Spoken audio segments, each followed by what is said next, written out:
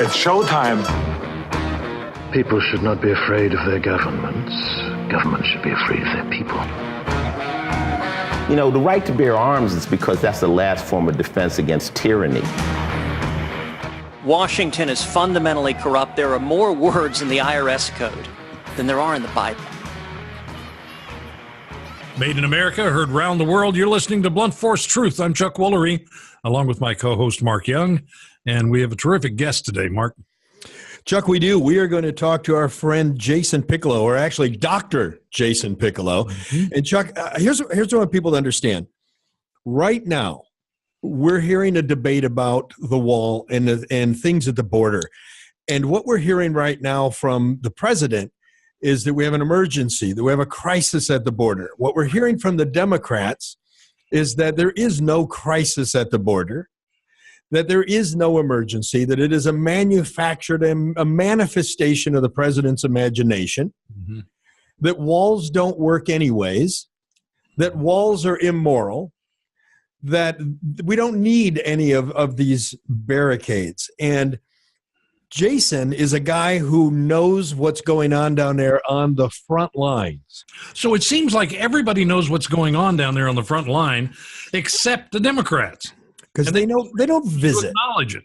So, folks, let me give you a little background if you don't know who Jason is. Jason served in the federal government since 2000 as a U.S. Border Patrol agent, U.S. Customs Service Department of Defense Special Agent, ICE Supervisory Officer, Department of Homeland Security Headquarters, Senior Staff Officer. Jason's the real deal, Chuck. He knows what's happening down there. Been there, done that. And Jason has a new book coming out this week. And that book is called, if I get this right, it is called From Hunter to Hunted. And it's a great title, isn't it? Yeah, it is a great title. I love the title. Jason, welcome to Blunt Force Truth, man. Hey, thanks for having me again, guys. So you didn't want to write this book, did you? No, not at all. I wanted to just kind of stick in the shadows, finish out my government career, kind of do everything behind the curtains, as they say. Why is that, Jason? Are you fearful of something? No, I'm not anymore. You know, you were. What were you fearful of? Well, I don't know if for the audience that doesn't know my story, I worked for the government for 16 years, and then one day I was working for the White House Security Council's human smuggling cell, and I found out that the government was releasing tender-aged kids, unaccompanied alien children, to criminals. And this was wait a minute. No, Jason. I thought we yanked them from their mothers and put them in prison and put them in cages. Yeah. You must be mistaken. You didn't see this yourself, did you? No, I didn't see it. I just blew the whistle and killed my career. No, and that's the thing. Is like that's like Chuck Woolery in Hollywood. Yeah, right. The things you just can't imagine this is going on with our own government. And this was 2015, and when I blew the whistle, I went all the way. Let me go back with this. Let me go back and do a little cleanup with this. So tell me exactly what you just said. Say it again. The government was doing what? Okay. In 2015, I worked for Obama's White House Security Council's human smuggling cell. Mm-hmm. Now, I came across a spreadsheet that had 29,000 sponsors. Now, what a sponsor is, it's, for the audience, a child comes across the border unaccompanied. They're taken into custody by the Border Patrol or a customs officer. And they have to have a sponsor that you turn them over to, right? Yeah, after a big lengthy process through Health and Human Services, through ICE, and through a contracted facility, they get turned over to a sponsor. Now, is a sponsor just an American citizen? Are they no, they could be, and that's the thing. They could be illegal. They could be anyone. They don't have to be a familial relation, anybody related to that kid. Anybody just puts their name on a list that I want a child. Essentially, that's what was happening. And they could even be an illegal alien. Oh, yes, definitely.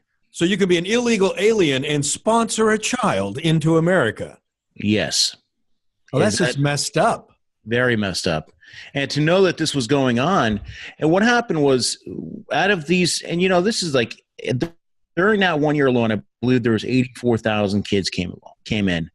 But they ran a sponsor list, which was 29,000. Of those 29,000, 3,600 plus were criminals. Anything from, reentry after deportation all the way up to sex. How did you get on that list? Well, what happens if you're a sponsor, you give them your name and DOB, your date of birth. So I just walk in and say, I want to sponsor a child. Essentially, that's what was happening. So there's no background check that we talk about all the time with guns and everything else. There's no background check with these people. It's just they are willing to take a child. Not until after I blew the whistle. Okay. Well, let's lead up to that. Okay. So the question that belies all of this is why? Why do we have this list of sponsors, 26 or 30,000 or whatever it is, and 85,000 kids coming across the border that need sponsors, and there is absolutely no check on these sponsors at all, at least at that time? Why do we do that? Why did they do that? And it boggles my mind to this day, because what happened was when I found out that information, I said, hey, how are you going to give these kids over? You're not vetting them. You're not running their criminal history. And even talking about the people who are sponsors. Yeah, the sponsors, yeah. They weren't even taking basic fingerprints. Mm-hmm. Nothing. Absolutely nothing. They were just releasing these kids because there were so many kids coming in. They didn't want them. Those pictures of kids in the cages, that was from back then. They didn't want those pictures out there anymore. So they were essentially just releasing these kids. Just trying to get rid of them, get them off their hands. So I'm supposed to have a background check and fingerprints to exercise my constitutional Second Amendment right, but I can take another innocent life under my wing and I don't even have to identify who I am. Essentially. Now, so you blew the whistle on this. Is this still the standard that's in place, or has No, absolutely not. I actually blew the whistle to the special counsel's office, and then I went to Charles Grassley, and Senator Charles Grassley, and he took it all the way. So in 2017, they started vetting these sponsors out. I mean, they started fingerprinting them, criminal histories, everything. Right. And then later on, the administration started doing DNA testing. That's one thing I didn't even think about bringing up until after I was out of the agency. But yeah, that happened in 2017. Now that we've had a change in president. Exactly. So it never got corrected under Obama? No, it didn't. And believe me, I went back and forth for months with Health and Human Services, with the special counsel, with everybody, and just banging my head against the wall. And, for a year, I was like, are you guys going to fix this? And, eventually, after the senator got involved and after the powers that be got involved, they fixed it. This is what drives me crazy, Chuck. We're hearing about President Trump, how he just abuses children at the border. Mm-hmm. But in reality, under President Obama, we could have been handing kids to known child molesters. And probably were. No, it wasn't just child molesters. Senator Grassley found out where they were labor trafficking these kids too. Like there was a farm up in Iowa that they found 5 of these little kids. And, I like to always tell people that it's not, the big optics was always, all these unaccompanied alien children are MS-13. But, yes, some of them are for sure. But a lot of these were like little tender age kids. We're talking like babies on up to 10 years old. And that's when I had access to a database of these kids and I see the pictures of them. I'm like, these are babies. It's almost like a one-stop shop for if you're a sex offender or anybody else has any nefarious thoughts for these kids. Now, has anyone followed up on these kids that have been handed out to all these people that we don't know? That's one of the things we're still having a problem with today is following up on what happens to these kids after they're released. So Chuck, we have, jumping back to our previous show earlier this week where we were talking about abortion, we have Democrats that are willing to kill children after they're born. And apparently we had an administration that was willing to take small children and put them into slavery or servitude if somebody so wanted to. Exactly right. Mm-hmm. And my thought is even if you give over one kid's too much. Because at the time my kids were 6 and 8 and I came home and I was like, and I called for action. I came home that night and I said, you know what? If they're not going to do something, I will. And I knew it was going to happen. And that's where the book title, Unwavering Hunter to Hunted, comes in. Because after that, man, I put a target on my head. Yeah, I bet you did. Now, Jason, how many kids are we talking about here? How many kids came across the border or got released? How many kids got released into this mess? Now, think about it this way. Even if we go with a low figure of 60,000 a year, and this started in 2012 and 13, you're talking, almost a 250,000 plus until it started getting fixed. How many of those kids ended up in bad situation? That's what I'd like to know.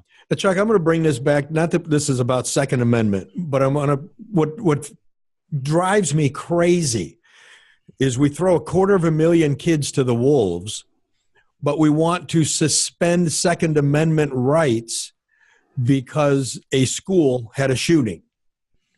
And not that school shootings are justified, but what irritates me is the Democrats will argue that we need to get rid of a constitutional amendment if we can save just one child from a shooting, but we'll dump 250,000 children into the country unsupervised, and we're okay with that. Now, I've got to admit that this is the first I've heard of this. I've never heard of this before. Had you, Mark? Had you heard of this besides, what Jason is saying? No, Jason is giving us some new stuff here. I have never heard of this before. This is appalling. And, it wasn't really in the news back then. I mean, you could look up a smattering. If you look up unaccompanied alien children, criminals back in that day, you'll find a couple articles out there. But my claim to fame is actually, Roseanne Barr tweeted out my story about all these kids. And then the next week is when she had her unfortunate tweet come out. So now, and think about this. Roseanne made a tweet and got her career destroyed. Now compare that with Jussie Smollett and how, Roseanne can't even hold a candle to what this guy did. No, not at all. Crazy. And she did a lot to get my story out there, which I was really happy for. But, man, it kind of snowballed downstream from there. Well, we're going to work on getting this story out some more today. So let's talk, if we can, let's talk about the border for a minute. Democrats claim there is no crisis at the border, that their walls are immoral and they don't work. You've been down there. You've been on that line. Do walls work? Are they irrelevant? Do we need them? Now, here's one thing that Democrats or anybody has been bringing up lately is in 1994, 1993 is when it started. Bill Clinton started Operation Gatekeeper in San Diego, which was a 14-mile fence / wall from the Pacific Ocean to the Otay Mountains. 14 that's miles. Back in the old days when walls worked. Yeah. You remember that? Yeah. You might remember hundreds and hundreds of aliens running up the highway back then. Mm-hmm. But, a lot of people don't realize that wall pushed the traffic, right, to the mountains, to right, the outlying area. But coming with that there's a suburb of San Diego called Chula Vista, where I think after that wall went into effect, 5 years later, they started building thousands of homes, malls, shopping centers, because before that, the traffic would just overflow that whole area. You couldn't have any economic prosperity there. So that is one thing walls do work, is because not only do they push the traffic, but you could funnel resources to the other parts of the wall. So the wall actually spawned economic development once the wall was up. Yeah, and I guarantee you in the other areas where there's a wall or a fence line right now, it's the same thing happened. You could actually build on the other side of that. It's really interesting. I remember living in California. I'd go to San Diego or La Jolla or down in that area, but especially San Diego. And there was another place they stopped you inside the United States. They would stop traffic and check it for, oranges and things that you bring across the border that you shouldn't bring, and they would stop certain cars and not. But it was just kind of like a border security check. But prior to that, and then after that, there were little signs on the highway, yellow signs that had like a woman and two children holding hands running across the highway and saying, look out for, basically what they were saying is, look out for illegal aliens trying to cross the highway because you might hit one. No, exactly. I think those signs are still up. Yeah, it's crazy. Sure. You've seen those signs, I remember signs, the same thing. Yes. Yeah, right. Yeah. So why are the Democrats, and I'm not trying to pin you in a political position if you don't want to make one, but why are we having this argument? Why are we having an argument that the wall's immoral and walls don't work? Well, I always backtrack and always say it's not just the wall we need. I mean, you're going to have to disrupt, dismantle these smuggling organization, these narcos, these human traffickers. You're going to have to do stuff on this side of the border, i.e. pass some sort of immigration reform. But you need that wall. And until something happens on both sides of the border, people are going to still come. And they're going to flow through it. Of what should happen. I mean, our everyone knows. Everyone on both sides of the aisle knows that this whole thing with illegal aliens coming across the border, it's not broken, it's corrupt. Well, Beto O'Rourke wants to take the wall down, the one that is there. Well, then there are those people who are no borders, but that's ridiculous. Nobody's going to do that. Not really, I don't think. So we hear that the president, this whole immigration system is just a mess.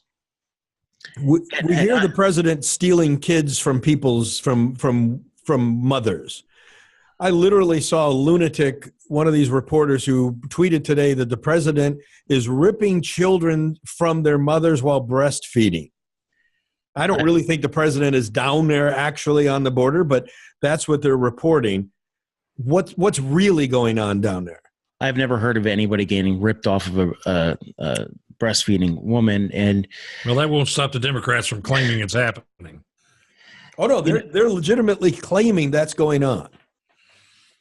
Well, one thing I saw when I worked for that human smuggling cell was there was a lot of adults getting paired with kids using fake passports.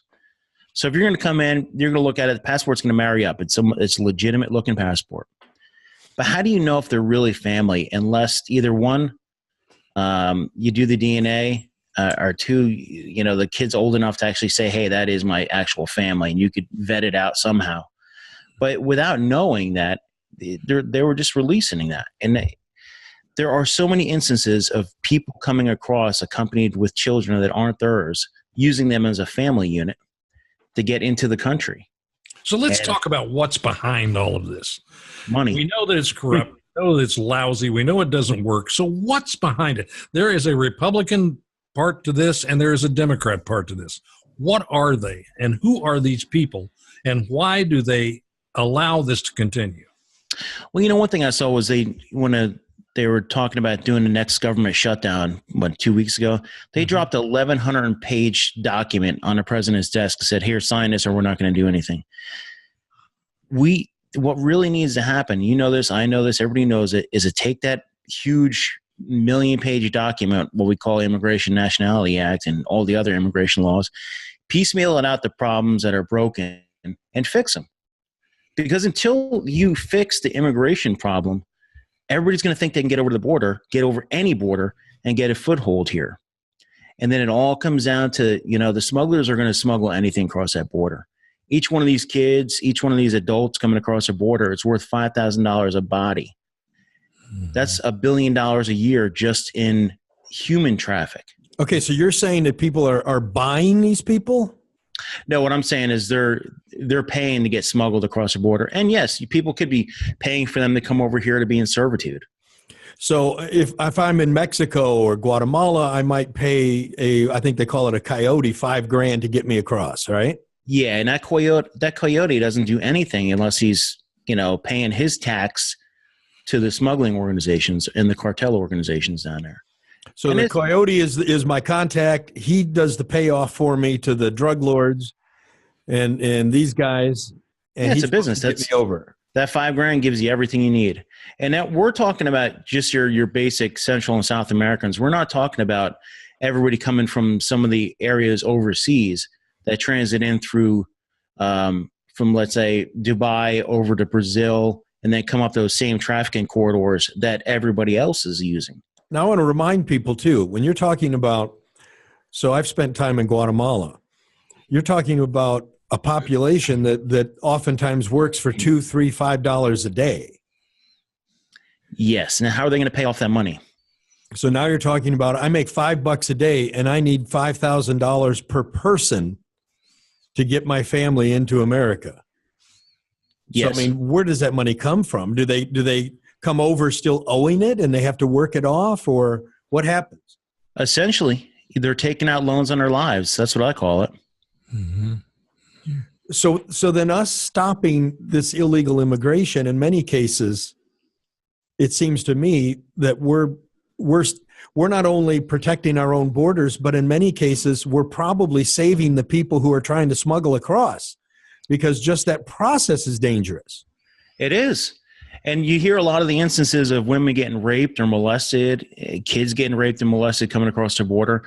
I always try to remind people, I shouldn't even say remind them, because a lot of people don't really understand that there is pure evil in this world, and there's pure evil on that border.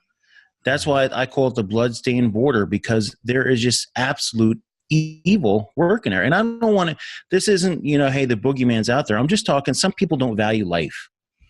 And that's the type of people using these kids and using these adults. Well, we know the drug cartels down there have no value on life. None. And that's one of the things in my, I talk a lot about the immigration aspect of the wall and all this other stuff. But I worked what they call high intensity drug trafficking in San Diego for years as a customs / ICE special agent.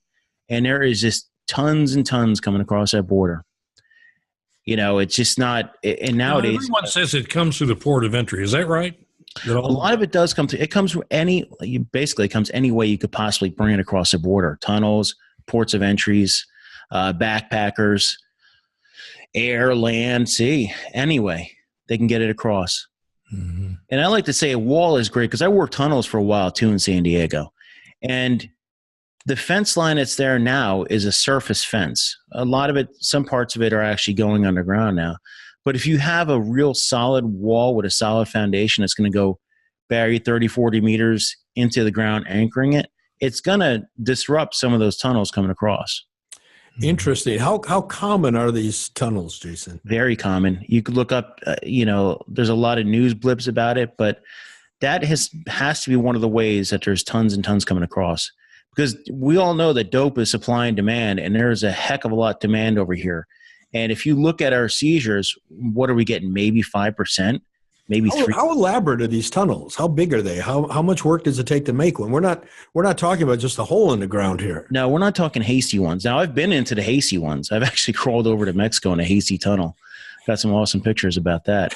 But I popped out on it. My supervisor's like, hey, can we get someone to crawl You over look like Puxatani Phil popping up in Mexico. I did. I popped off on the other side, and there was all these federales and MP5s. We were working with them. I was like, hey, can you take some pictures?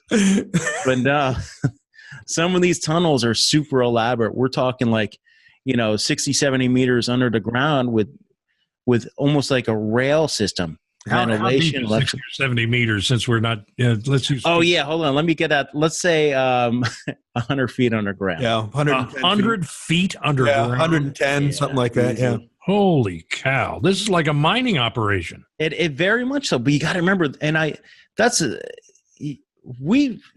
it the border burnout. A lot of special agents get to the border. They're really high speed for about 3 to 5 years. But if you're doing the same thing over and over, you kind of get burned out. Now, the narco traffickers have been doing at least smuggling powder and cocaine and all that since the 80s through Mexico. So they've got, 40 some odd years now of working drugs. And that is built into the system down there. So you have professional smugglers down there who could throw $1 billion at tunnels and throughout the border region. And they're going to get their return on investment. Now, how long is one of these tunnels? Well, you got to figure it's going to go from like a warehouse or a house in Mexico to a warehouse or house in the United States. So it's going to be in a building. Yeah. So 9 times out of 10, they're going to be in a building. They have to be, because they have to be able to. It's covert. How does no one notice this going on the Mexican side? How do you not note, or even on the U.S. side, how do you not notice money? Somebody's taking 5,000 yards of dirt out of a house. Your question, money buys a lot of things.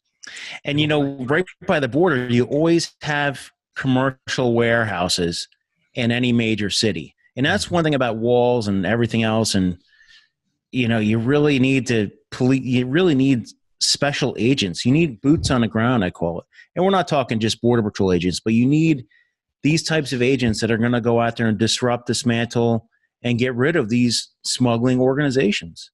Now, do we use anything like ground penetrating radar or anything like that to try to find these things? Yeah, but they're so complex that we've been using technology for, at least until I was down at the border for at least 20 years now, trying to find these tunnels, but they are so complex, so hidden You just don't know. Now, Nancy Pelosi says all we need are drones. You know, because she's an expert on border security. We need drones. You're right. But we need drones. We need bodies. Because what happens if a drone spots a human? You know, exactly. It's going to report it or show it on the screen someplace. Chase him down and give him a haircut, I suppose. Right. But think about it this way. You only need one nefarious character to come across a border. Now, when we lose a child in a mountain, right? And I'm just bringing this up there. Let's say we lose a stranded hiker, even a group of hikers in a mountain, and we throw every technology we have at them and hundreds of people to go look for them. Anybody ever find a lot of them that are lost? The same thing if you throw technology and everything at that border. Unless you could funnel that traffic, and I always say funnel the traffic because you can't put a wall up throughout the whole border. It's just not feasible. So you're basically creating choke points. Exactly. You know, and that's one of the things is a lot of the ex-military guys like me are like, hey, you know what? If you're ever going to set up an area where you want the find the bad guys, set up a choke point or a funnel area.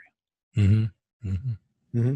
Think about, I mean, if anybody lives on the East Coast, I try to explain how long that border wall would be. It would be like driving from Maine to Miami on Route 95. Wow. That is, yeah, it's that long. It's 2,000 plus miles. So it's the entire eastern seaboard. Yeah. Can you imagine trying to put up a wall on that?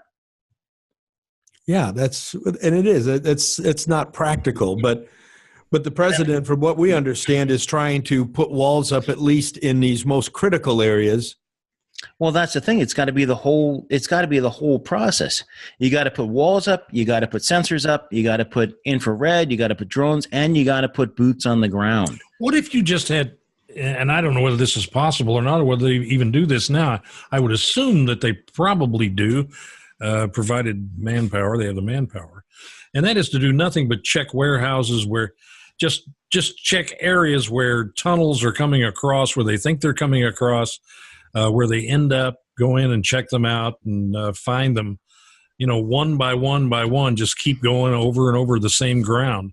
And as they expose them, they close them down or whatever. I mean, they obviously do this to a certain extent, but why can't they do it all? Fourth Amendment. You can't. What do you mean Fourth Amendment? You have to have probable cause to go into every warehouse on a border. Mm-hmm. I think Chuck's thinking on the Mexican side where the Fourth Amendment doesn't exist. Yeah, exactly. I was thinking on our side. I can't. Well, we have satellite. Someone wouldn't allow, federal officers to come in and check for a tunnel coming in with drugs into their warehouse. Well, the thing is, the tunnels are they're complex. In fact, I think if they threw up the Fourth Amendment, it would immediately make them very suspicious. Well, the thing too is these tunnels are hidden, what do you call it? Well, they can't be hidden from ground radar. I mean, radar goes down, or sonar, or whatever it is, goes down over 100 feet, right? So, I mean, if you're driving across one of these things and you see a tunnel on your sonar, there's one there. Yeah, believe me, they're hidden. I don't know how they're doing it, but how do they hide them? I mean, how do they do that? And maybe I'm just showing my ignorance, but I'm curious as to how they literally hide these things from. I could see this happening, Chuck, because first you got to think some of these tunnels could be fairly narrow, so you wouldn't have a big area. But if you were able to pick, and correct me if I'm wrong, Jason, if you were able to pick a good area where you had warehouses on both sides, there's a good chance that you've got some industrialized development probably on both sides of that border where you really can't go over it with ground penetrating radar. No, you can't. I've seen them bust these things. I've seen them bust a few. They weren't in warehouses. They were in houses, just abandoned houses, or they were in houses that people lived in. And, on the border like El Paso and places like that. Or I've seen them raid these things, and they were not in big warehouses. I could really use some coffee right now, Mark. Yeah, I do. I have a coffee.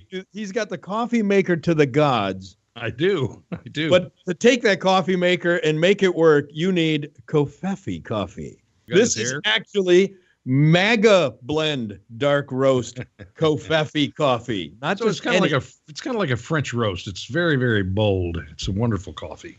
It is. Yes. Put that in your Jura and see what happens. You won't believe it. So if you want to get the coffee, you go to makingcoffeegreat.com. You go to makingcoffeegreat.com. You use the the discount code BFT, like That's blunt force truth. Bravo, Tango, Bravo, BFT, Bravo, Foxtrot, Tango. Bravo, Foxtrot, Tango, or blunt force truth. Yeah.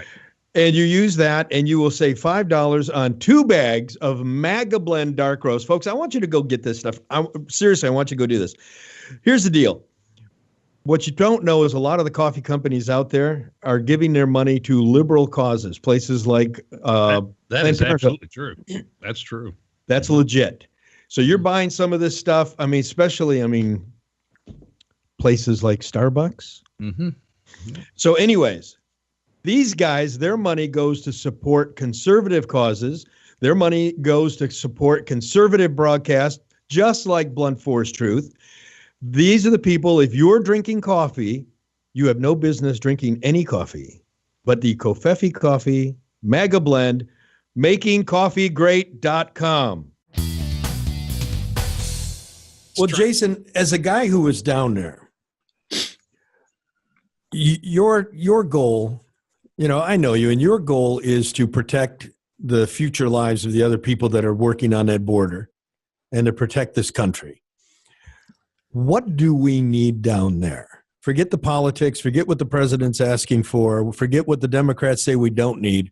As a guy on the line, what do we need? We need agents. We need technology. How many agents? Oh, geez. We're going to need at least 1,000 special agents.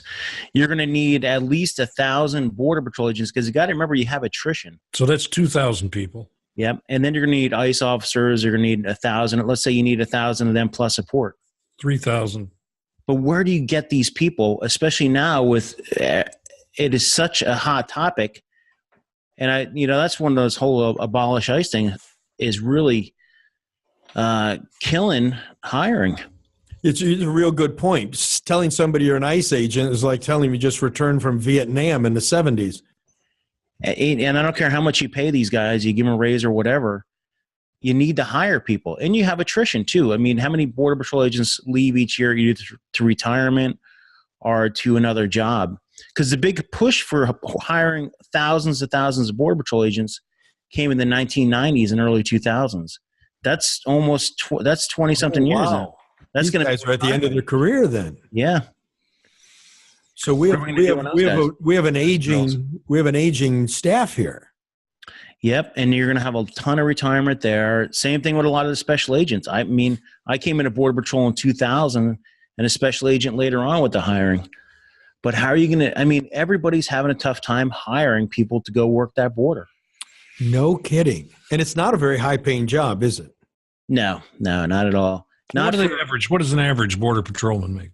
Figure they start with 60, 70 grand a year. But it's not just that. You're going to have to pay for your kids. Let's say you're out in the middle of nowhere and you got to pay for your kids to go to a private school or whatever because you're living in some of the most remote areas. What if you have to pay for your family to live somewhere else?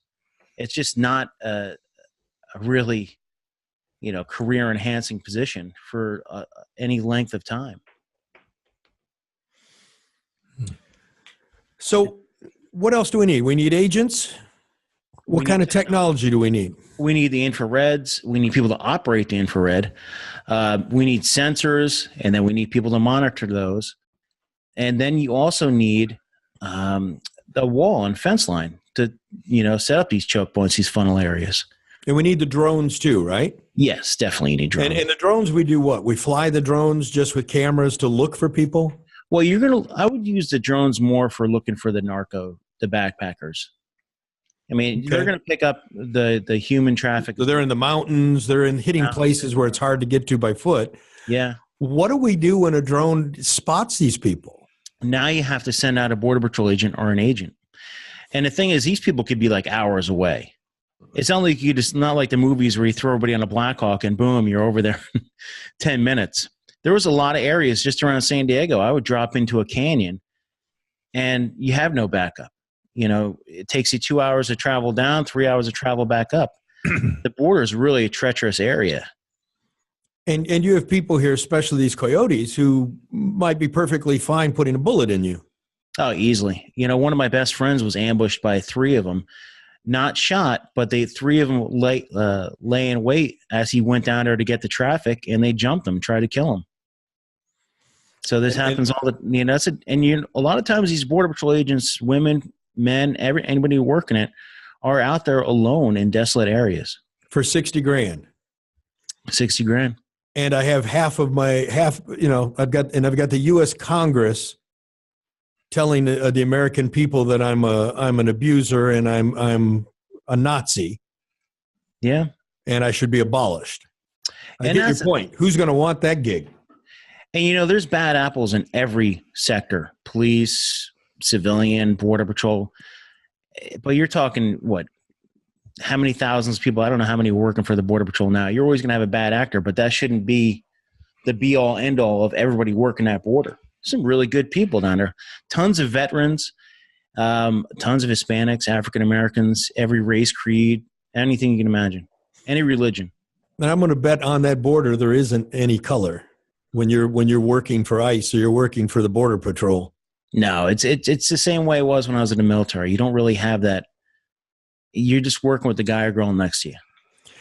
There's 900,000 people wearing a badge in this country of some sort. You municipal cops, federal, state cops, Border Patrol agents. We hear, and it's like plane crashes. Plane crashes are so unusual that when they happen, even if it's a little four-seater Cessna, they make the news because it's so unusual. The same thing happens with cops. That a cop actually doing something illegal, doing something abusive, doing something bad is actually such a rare occasion that it makes news. But what we try to do is we try to say, okay, out of these 900,000 people, 5 people misbehaved in the past 6 months. Therefore, all 900,000 of them are Nazis and abusers and should be abolished. I mean, we have, Chuck, you see this. We have college professors that are now saying that police officers should be murdered, that's a good thing. And you guys are the same, whether it's border, whether it's ICE, whether it's a cop like I was, it's all the same. You've got a target on you. And then you put even a bigger target on your back when you decided to rat this mess out. Well, it's the wrong authority. They don't want them to have the authority. They want the authority. And so they're constantly trying to disclaim them. But, what's in it for the Republicans to be against the wall and against cleaning up the border? What's in it for them? That boggles my mind. To this day, for them, because look what's happening with this order that Trump is doing, and he's got now 6 or 7 senators who are standing up saying this is unconstitutional. Of course, it isn't unconstitutional. The Congress gave him the ability to do what he's doing, but they're all claiming it's not constitutional. So obviously, these are senators, and they're going to try to defeat him. What's in it for him? Well, who's paying that bill? Somebody's paying that bill. Somebody's got to be paying it. And, it's not just that border it's $1 billion just for human traffic. But when you think about the narcotics coming across and how much these smugglers are making, what is that, $200-300 billion a year? All of our almost 98% or whatever of our drugs is coming across that southwest border. You have a lot of Chinese stuff coming in through Canada, but, a small percentage. But when you're thinking about coming through that border, that's the pipeline. It's a narco pipeline. What do they get out of it? I'd like to know that too. Well, they're making a lot of money. They're making billions of dollars. So it's going to cost billions of dollars to fight them. It is. You can't, and that's the thing, is that 5.6 billion that it went from 25 billion to 5.6. That 5.6 or 5.3, I don't know what that is, but a lot of that was it was to hire 750 Border Patrol agents, 2,000 support personnel, including those special agents, technology, and then a small spattering of fence. It's not a lot of money. No, it's not. And yet we'll spend billions on diseases and things like that. And if drugs aren't a disease, maybe that's the way they should approach this, as drugs are a disease. And in order to stamp it out, you got to spend billions of dollars to do it. And the disease is literally being transported across the border. Well, it's an interesting thought, Chuck, when you think about, in some cases, you take someone in a disease state and you quarantine them. Yeah. Because it's the only way to contain the disease. And what you're saying, if drugs is a disease, then why aren't we containing it? Why aren't we quarantining it? Exactly. Jason, what's in this for the Democrats? Why would anyone, help me to understand, why would anyone not want to have a secure border? Believe me, it's like I'm banging my head against the wall when I was trying to fight with the administration releasing those little kids. And then seeing all the drugs and everything coming across the border. The thing is, I don't know if they're just being blind or deaf or whatever, but they don't know the reality of that border. They need to go down there. If they don't go down there themselves, embed a staff member down there at 3 a.m. in the morning. No, they don't. It's like the three blind mice. Have you ever seen anyone from a Democrat from Congress at the border? Just these photo ops. During a day? There are a lot of Democrats on the Texas border. They are, most of the Texas border towns are run by Democrats and congressmen who are Democrats. I mean, has Chuck Schumer ever been to the border? Has Nancy Pelosi ever been to the border? Yeah, for photo ops. That's about it. But not to actually sit and spend time with you guys. No, definitely not when I was down there. And definitely not, I definitely did not hear that when I was working at the headquarters. So is a permanent underclass that's coming across this border for the Democrats, and some people say it's a voting bloc as a permanent underclass. Is that worth the death of millions, hundreds of thousands of Americans with drugs and everything else? Is that the sacrifice that they'll make for votes? I mean, that's really just, when you look at it that way. I'm all three of us are just probably bang our head against the wall. Well, I mean, why don't the American people know this? They would bang their heads against the wall too. Is it such a foreign? Well, try to get anything out on a mainstream media nowadays. I've been on Fox a ton of times talking about this, but that's as far as it goes. Right. I've said outlet. What was that, Mark? You have one outlet on TV. And I've said a million times, I will gladly, any of my former workmates would go down and testify. I testify all day long about this. I have nothing. No, I'll tell you exactly what I feel about that border and what the reality of it is. And nobody's ever reached out to me. So I'm going to give you what I think is the explanation. Now we know that the Democratic Party just is pushing a bill through the House right now. Fortunately, it'll die in the Senate. But their hopes are to get control of the Senate and can continue this bill. They're pushing a bill right now that would make it basically impossible to stop anyone from voting. So illegal aliens in every state, where they can vote now in California, but they would make it so they could vote anywhere. So I think that's the big picture goal. But I think where the goal is right now is, and I don't know if you're familiar with this, Jason, or not. If you look at the Obama administration's patterns of relocation. So somebody comes across and you see them being, relocated within the U.S. You will notice that they were always being relocated into a red state, not a blue state. The vast majority of the relocations were in the blue states. Red states. Or red states, I'm sorry, into the red states. And what they were doing is that's congressional district gerrymandering, because when we do the census is built on the number of people in a district, not the number of voters in a district. And why they're so against declaring whether you're a citizen or not. Correct. So what happens is, on the last census, a congressional seat was what, Chuck? 455,000 residents? Yep. So for every 455,000 people, there's one congressional seat. If I can pump 30,000 more illegal aliens into a district, I can change the shape of that district. I can redraw those lines to make that line blue instead of red. I think that's one of the reasons. Now, the current reason, I think there's a current reason right now that is the hot issue, and that is, I think the Democrats feel that they have to deprive Trump of anything that looks like a win. And if that means injuring 340 million Americans in an effort to injure one American, the president, I think they're willing to do it. But from a long-term standpoint, it's the second level, I think, is gerrymandering. The third level is to get these people as a voting bloc. Does that make sense, guys? Oh, sure. It's what they've always been after, but I don't think Americans can get their head around what's really going on. I just really don't. You know what that is, Chuck? And Jason, I get your input on this. You know what I think the problem is? You said something earlier that evil exists in this world. Mm-hmm. I think the average person struggles or does not want to accept the fact that this level of evil exists in the world. That's the absolute truth. So I just, as the average person, it's like, politics can't be this dirty. It can't be this bad. I don't want to accept that I live in a world where this much evil exists.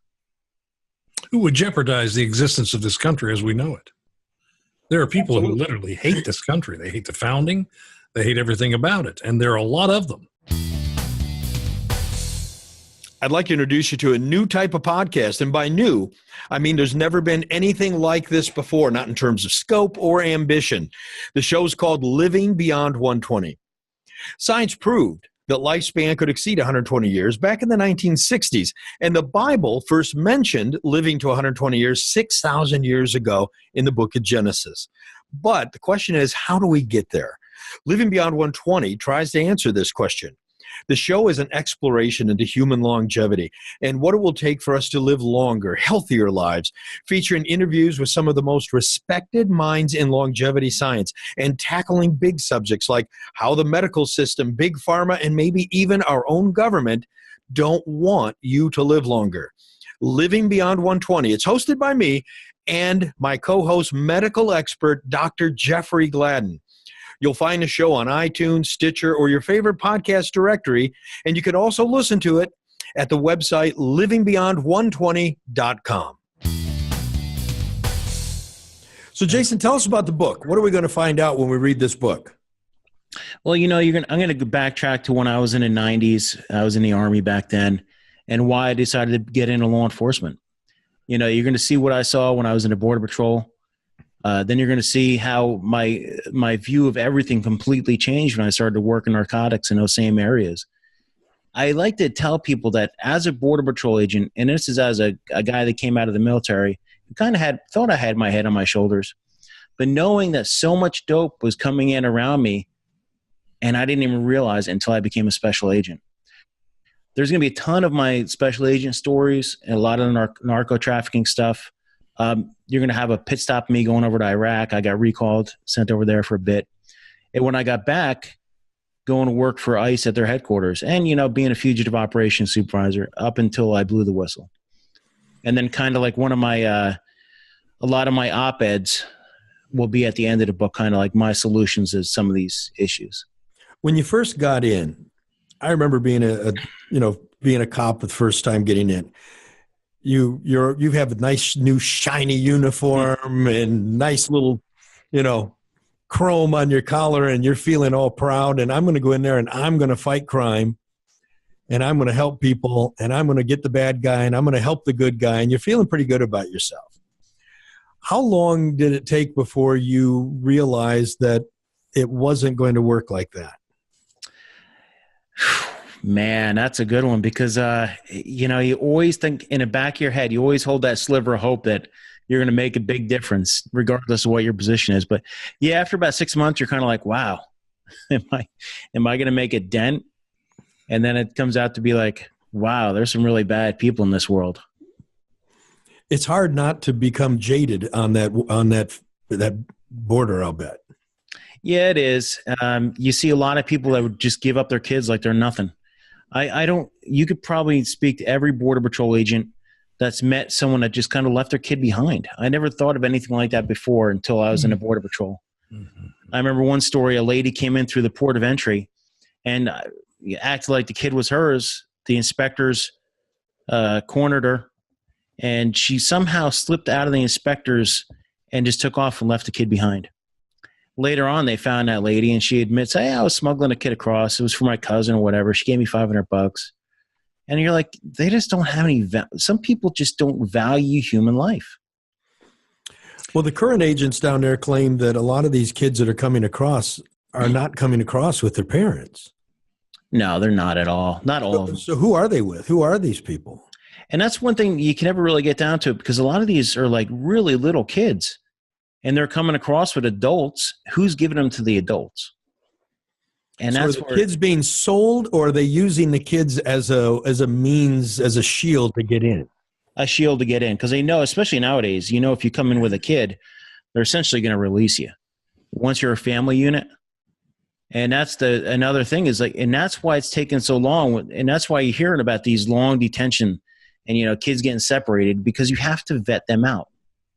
And I always say is if there's one instance of one of these kids getting released to a sex offender or someone that's going to hurt them, then you have to vet them all out. Are any of these kids abandoned on the other side? So, I mean, do I ever, I'm trying to sneak into America. I grab a kid and I try to claim this kid's mine. I get to the other side. I'm in the country now. Does anybody just say, well, I don't need this kid anymore, and just abandon these kids, you know, leave them in our country with no one to take care of them? I'm sure that happens. I haven't talked to anybody that's seen it, but I guarantee it happens. Well, we're talking 100, 60, 70, 80,000 kids a year. What's that, the size of a football stadium? I mean, it's crazy. I don't think the average person has any idea the volume and the magnitude of this problem. I really don't. And that's just the ones getting apprehended. I mean, I can see, looking at Chuck right now, you are speechless about this. I am. I really am. It's just this is grabbing you. I can tell. This is moving you. It's just devastating to hear these stories. It really is. I hope the rest of America can hear it. I hope that they can get their head around what's really going on and fight for the right to keep this country sovereign. I really do. Well, folks, we're going to recommend that you do pick up the book. The book's going to start being available Friday. It's going to be at Amazon. It will be. Look, I'd like to say something else. If you have any op-eds that you're writing, anything that releases more information, would you give it to us so we can publish it for you? Oh, definitely. I've written for a ton of op-eds for the Washington Examiner. I've been kind of out of the loop for a few weeks just with the book and everything. Mm-hmm. But yeah, I'll push them off onto you guys. And absolutely. Yeah, definitely. Yeah. Yeah, so the book is Hunter to Hunted by Jason Piccolo, or Dr. Jason Piccolo. It'll be out Friday. Jason, you're going to do an audio of it, so it'll be an Audible. We can get it at Amazon. We can get it where else? Well, right now it's on pre-order at Amazon. It's going to be on Amazon until I get the Audible up, and then once the Audible, I'm going to try to get into Barnes & Noble. My publisher is going to push it out there. It's actually called Unwavering, A Border Agent's Journey from Hunter to Hunted. You ever try to get on Mark Levin's Sunday night show on Fox? No, not yet. You should. Give him a call for me. And the other thing, actually, I don't know him. I'm a fan of his, but I don't know him. But yeah, I should hit him up. You obviously have someone at Fox or somebody who represents you to Fox or whatever. You should have them contact him. Yeah, definitely. Yeah, you've been on Fox before. You have contacts over there? Yeah, I've been on pretty much all the Fox shows, but not. I haven't been on. I have to get a hold of the Mark's people. Yeah. Well, let him know with your book, especially when the book's coming out. So you have every excuse to be on there. He has every excuse to have you on. Definitely. So the last question I'll hit you with, Jason, that is, first off, I want to encourage people to read the book, because one of the best things we can do as Americans is to be knowledgeable about what's happening. To be armed with information, because the mainstream media will arm you with misinformation. Right. And evil and bad behavior and these type of things, they thrive and they depend on our ignorance, right? On us not knowing things. And this book is a chance for you to be at the border. This is a chance for you as a reader to experience what it's like to be on that border. The second question that I'll hit you with, Jason, is, other than reading the books and arming ourselves with knowledge, what can we as citizens do to support our ICE agents, our border agents, our people that are risking their lives at the border? Vote. Thank It's you. that simple. That's Vote. who we are. That's the power we have, is to vote. You're Become right. informed. It boils down to who you vote for. It's a good answer. Yep. Jason, thank you very much. We really appreciate it. You can find everything you need about Jason on our website on Blunt Force Truth. That's our show for today. Thanks again for listening, everyone. I'm Chuck Woolery, and we'll see you next time on Blunt Force Truth.